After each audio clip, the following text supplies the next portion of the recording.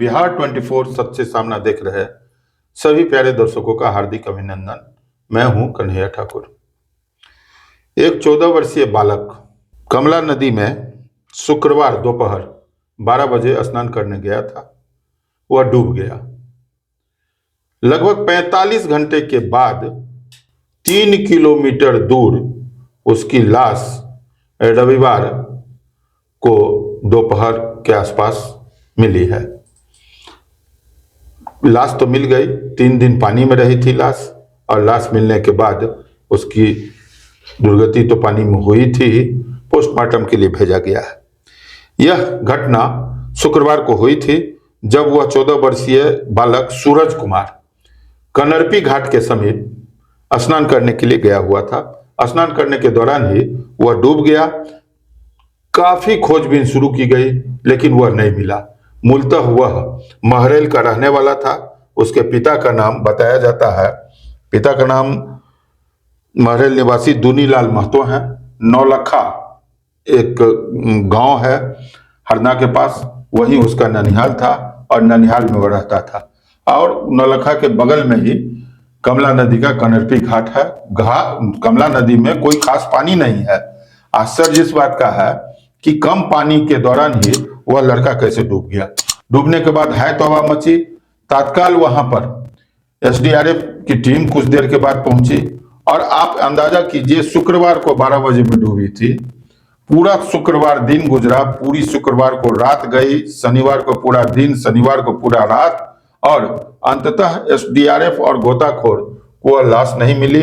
लाश कहाँ मिली? तो लगभग 3 किलोमीटर दूर झंझारपुर थाना क्षेत्र में परतापुर के समीप वह लाश धीरे धीरे बहते हुए लोगों को दिखी। सूचना मिली, तत्काल परिजन पहुंचे और लाश को ले गए, पोस्टमार्टम के लिए ले गए। घटनास्थल कनरपी घाट था। वहां पर एसडीआरएफ के अलावा गोताखोर और थाना पुलिस, अंचल अधिकारी, सारे लोग पूरे दिन वहां पर कैंप करते रहते थे। किसी प्रकार की कोई अनहोनी न हो, विधि व्यवस्था संभाली जाती थी। रह रहकर आक्रोश बढ़ता था। पुलिस और पब्लिक में कुछ तीखी बहस भी होती थी, हल्की झड़प भी होती थी। किसी तरह स्थिति को कंट्रोल किया जा रहा था। और 45 घंटा समय गुजरने के बाद रविवार को जब लाश मिली तो रोदन करंदन शुरू हो गया। त्रासदी यह है कि सूरज कुमार का बड़ा भाई, 2 भाई वो था, उसकी मां का ऑपरेशन हो चुका है, अब कोई लड़का होना भी नहीं है। बड़ा भाई कुछ वर्ष पहले गुजरात में ही किसी बीमारी के कारण उसकी मौत हो गई। यही एकमात्र दुनीलाल महतो का एक आसरा था और इसकी भी मौत पानी में डूबने से हो गई। फिलहाल पुलिस लाश को भेजी है पोस्टमार्टम के लिए। आप दृश्य देखेंगे किस प्रकार लोग रो रहे हैं। मैं तो यही कहूंगा कि कमला नदी में भी अगर कोई स्नान करने के लिए जाते हैं तो उनके अभिभावक, उनके लोग उस पर ध्यान रखें। नदी में पानी कम भले ही हो लेकिन कहीं ना कहीं कुछ गड्ढा होता है। और 3 किलोमीटर दूर नदी में प्रायः लोग नदी को अभी पैदल पार कर रहे हैं। 4 फीट, 5 फीट, 3 फीट ऐसा ही पानी बह रहा है। लेकिन कहीं कहीं आखिरकार नदी है, कुछ तो धारा बहती ही है। लोग आश्चर्यचकित इस बात को लेकर के हैं कि 3 किलोमीटर दूर आखिर वह लाश कैसे चली गई। और दूसरी तरफ देखिए तो धारा इतनी कमजोर है कि 3 किलोमीटर दूर जाने में उसे 45 घंटा लगा।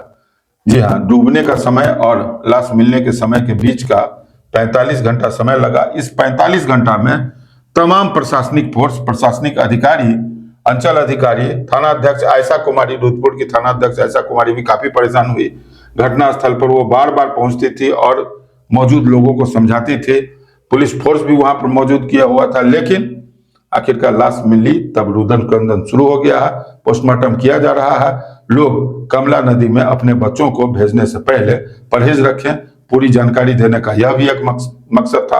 आप स्वस्थ रहें, चैनल को लाइक करें, सब्सक्राइब करें। कुछ भी कहना हो तो कमेंट बॉक्स में कहें। मैं आपकी बातों को आप तक पहुंचाने की कोशिश करूंगा। धन्यवाद।